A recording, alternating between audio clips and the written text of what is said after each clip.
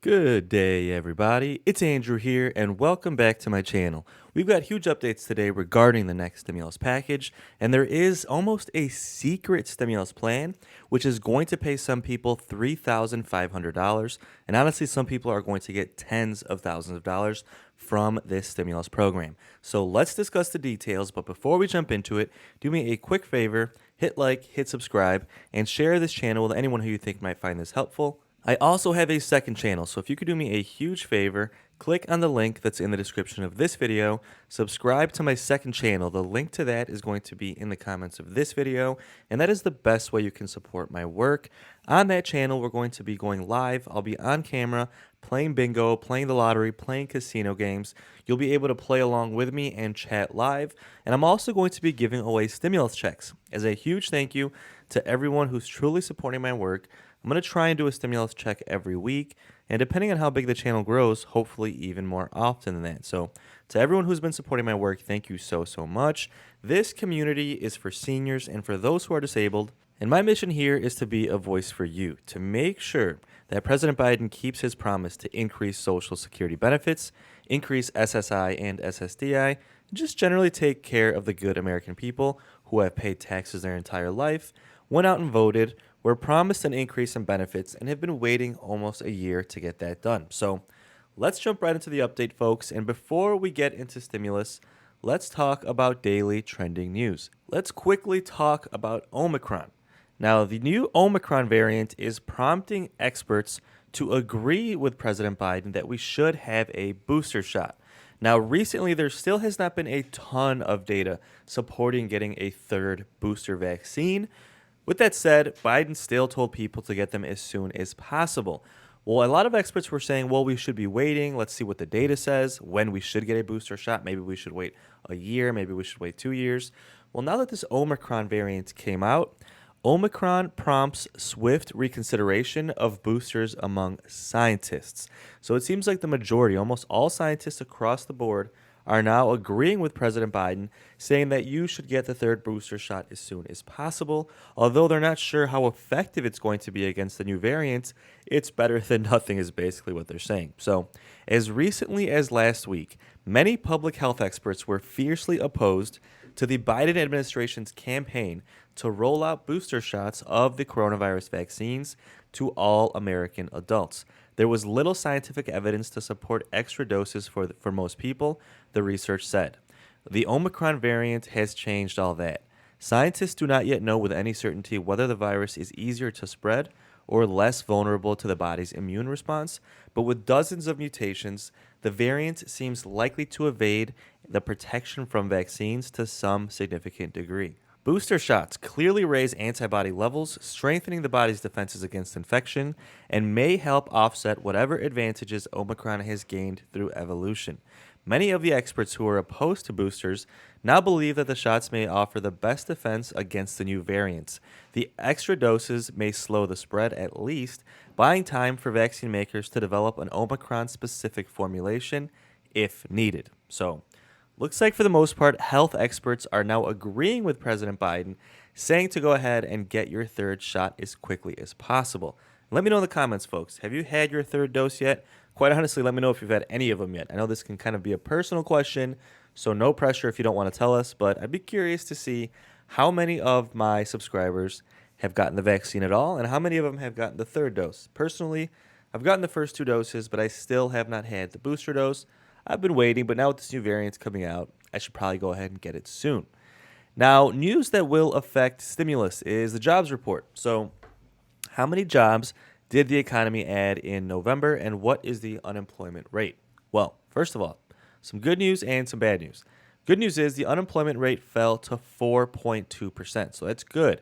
Unemployment keeps heading in the right direction, but jobs only grew by 210,000 when they expected 500,000. So, a couple of things here. One, this is really good for stimulus. Now, I don't want to say I'm happy people didn't get jobs, but the more we miss our jobs goal, the more likely there is to be some more stimulus to try and create more jobs, if that kind of makes a lot of sense. So although unemployment is good, which is not good for stimulus, the fact that new jobs only grew by 210% could potentially be good for stimulus. Now, we're still not sure. Did we just not get enough jobs because people weren't taking the jobs that were out there? Do wages have to go up? Or did we just not create enough jobs because the economy is not stimulated enough? Obviously, there's always half the people who say one thing, half the people who say the other. But overall, this is kind of good news for stimulus, so something to keep an eye on as we get ready to try and get the next stimulus package approved. This is something that Bernie Sanders might use to his advantage to try and convince people to approve more stimulus checks.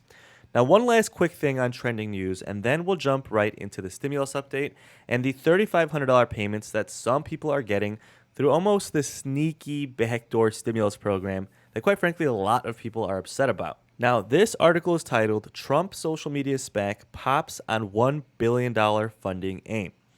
Now, this has to do with his company he created, which merged with a stock market company, basically putting his company on the stock market. They call it a SPAC, where although you're not really big enough to go public, you merge with a big company, and then they put you on the S&P 500, so you can then be traded like a regular stock.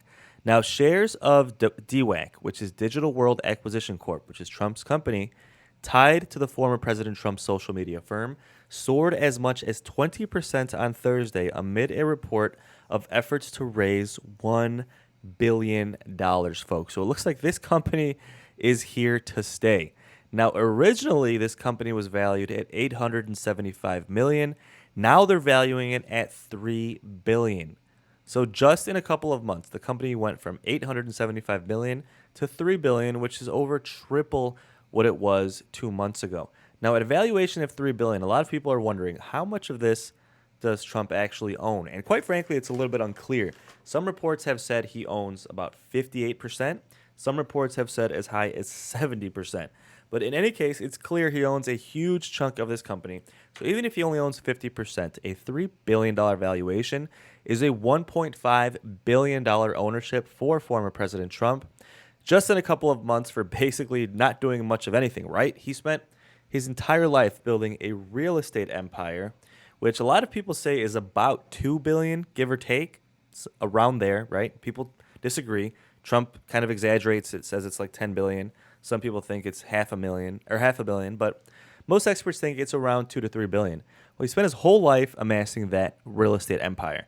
Now, in a couple of months, he basically doubled that, adding another $1.5 billion to his net worth just by creating this company, folks. That's completely insane. And make no mistake, the fact that he put it on the stock market has made it go up even more. Because these stocks have been going up lately, almost like social media movements. Like, you get these things on the stock market, you have someone like President Trump who has such a following, and it creates such a buzz that people just buy it up, and the price shoots up. So pretty interesting to see what's going to happen with this. And let me know in the comments, folks, will you join his social media company? Obviously, it's supposed to be like a replacement to Twitter. Let me know in the comments if you will be joining his social media company. Now, with that said, let's jump right into the update on stimulus. Now, this stimulus program is essentially a sneaky, almost a backdoor stimulus program that's going to give people thousands of stimulus payments, but it's a little sneaky. And the reason it's a little sneaky is because it mostly benefits the rich and mostly benefits those who are in Democratic states. Now, let me explain how this works, who qualifies, and how it could potentially help you as well, but probably won't help you as much as it'll help the rich. Now, all of this comes down to the SALT cap. Now, the SALT cap stands for state and local taxes, right? So you pay your state taxes, and then when you go to pay your federal taxes on income tax season, you can use that as a deduction, right? So for example, if you paid $10,000 in taxes in Illinois, then you go to do your federal taxes, that can be a tax deduction on your federal taxes. So you deduct the $10,000 that you paid in Illinois, and then you don't have to pay that in taxes at the federal level. So if you are in the tax bracket where you pay 35%, let's take a look here. Let's say you're in the 35% tax bracket, and then you get a $10,000 deduction. You're basically saving 35% of that $10,000, which is $3,500. So that's just a simple example. That's kind of what was on the title of this video, because that is a very common scenario that a lot of people are going to be in. So, but as you can see here, the people that pay 35% are the people that make between $200,000 and $500,000, right? So that is the current SALT plan. That's how it currently works. $10,000 is the max. Well, the way the stimulus package is currently written, they're raising that to $80,000. So if you do the math, 35% of $80,000 is $28,000, right? So someone who's rich, you basically have to be a millionaire at that point, who's getting a tax deduction for a SALT cap as high as $80,000, will be saving $28,000 on their taxes. That's a $28,000 stimulus for the rich. I mean, that's completely insane. When we're sitting here, all we're doing is fighting for a stimulus check for seniors. That's maybe $2,000. I want $2,000. Bernie Sanders is fighting for $1,000. And then we have the rich getting a $28,000 stimulus program. I mean, guys, this is a very, very insane thing that a lot of people aren't talking about. Like I said, it's kind of like a secret stimulus program. So they really mask it up by calling it a SALT cap, but really it's the exact same thing. You're getting your money back at taxes just like you do with the stimulus check. The stimulus check is just a tax deduction that is given to you early. This is the exact same thing, basically. They're just not getting it early. So when we talk about a situation where we're in the middle of a pandemic, Social Security benefits still have not been increased. Seniors continue to struggle. People on SSI and ssdi continues to struggle. But then we have no stimulus check in the stimulus package yet. Of course, Bernie Sanders is trying to include the stimulus check for seniors in that stimulus package. Currently, it's not in there. Then we have this SALT cap stimulus plan, which could be raised to $80,000 and give the rich a $28,000 stimulus payment tax deduction. Guys, that's completely insane, and I hope that makes sense. It's kind of confusing how this works, but to try and explain it again, basically, if they raise it to $80,000, what that means is rich people, let's say they're in Illinois, and they pay $80,000 in state taxes. They pay their taxes. That can then be a deduction at the federal level, and if you're in the whatever tax bracket you're in, you save that percentage of the $80,000. So you paid $80,000 in Illinois. Let's say you're in the 35% tax bracket at the federal level. You're going to save 35% of that $10,000 on your federal taxes, right? If that makes sense. And that adds up to $28,000 for the rich. And it's anywhere in between. If you paid $10,000 in taxes, it's $3,500. And it goes up and up and up depending on how much money you make. This is why Bernie Sanders is outraged, because really this benefits the rich the most. And the more money you make, the more money you save. When really it should be the opposite. The less money you make, the more you should be getting help. And a lot of Republicans are upset about this. A lot of Democrats are upset about this, like Bernie Sanders. And it seems to be something Bernie is using as leverage to try and get stimulus checks for seniors included in the package. Because he's saying, hey, if you can give stimulus for the rich, you have to give stimulus for seniors as well. I mean, the point of this stimulus package is to help those who need the most. Biden's been talking about it for months. Build back better. Help those who need it the most. And then they're including a huge stimulus program for the rich. I mean, it makes no sense at all, guys. And let me know in the comments if you agree. So this is a huge deal. It's tied in with stimulus for seniors, and it's something that has to be fixed before this package is approved. Now, I'm going to end this video with a few clips from Republicans and Democrats talking about how messed up this program is. So first, we're going to show a couple of Republicans. Then we'll show Bernie Sanders as well. And Bernie Sanders' plan would be to lower this so only people who make less than $400,000 per year could benefit from this deduction. So like people like Elon Musk, millionaires or billionaires, wouldn't qualify for this deduction, but anyone making up to $400,000 would. Now that's still pretty high as far as income, but not as high as it currently is. So with that said, folks, let me know your thoughts in the comments. Don't forget to subscribe. I will keep you posted as things develop over the next couple of weeks, as Bernie Sanders is trying to include a stimulus check for seniors in this package. But with that said, I'm going to leave you with a couple of clips from both Republicans and Democrats talking about the problem with this SALT program, aka secret stimulus plan for the rich. So let's take a look, see what they had to say. Let me know your thoughts in the comments, and I'll see you on the next video.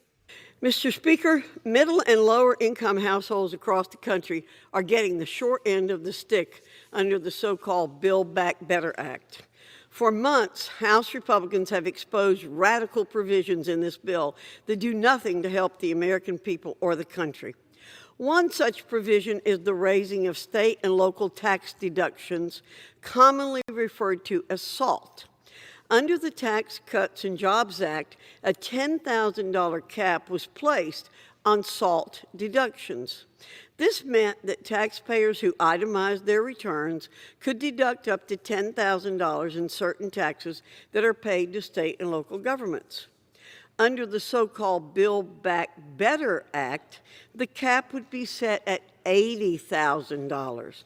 That's a $70,000 increase in tax deductions for high-income households in America. The Committee for Responsible Federal Budget estimates that raising the SALT cap to $80,000 equates to a gift of $625 billion in perpetuity to wealthy Americans. Speaker Pelosi was quoted as saying that raising SALT deductions is, quote, about which states get the revenue they need in order to meet the needs of the people, end quote.